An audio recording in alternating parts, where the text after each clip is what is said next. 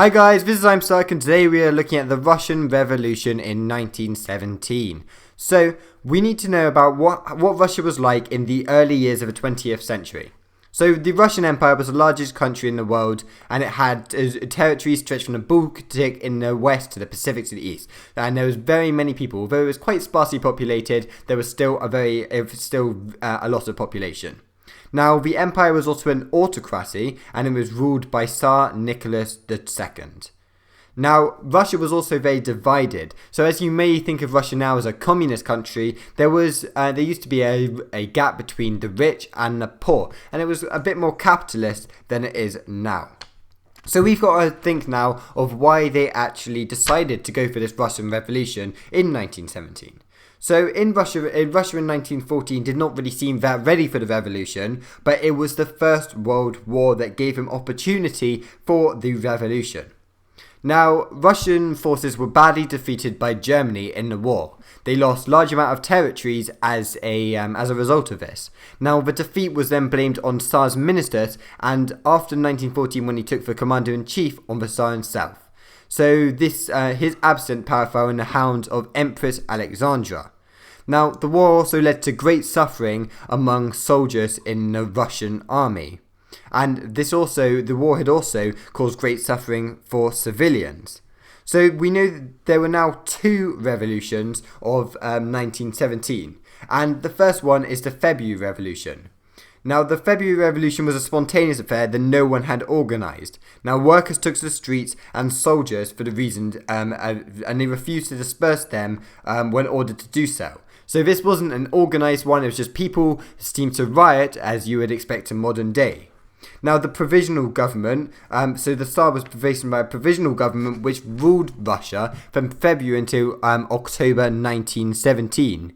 Now, the members of the government were from the middle and upper classes, and they were mostly liberals who saw their job as taking control of the country.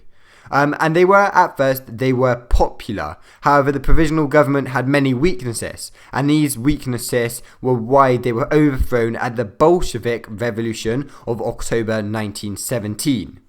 So now, the Bolshevik Revolution in October 1917 was the Bolshevik decided in the autumn of 1917 that the time had come to seize power.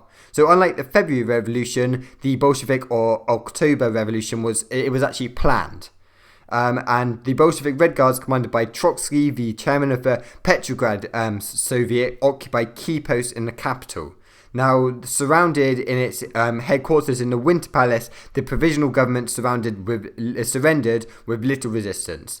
Now, the world's first communist government had come to power, and this is how Russia became from a capitalist country into a communist country.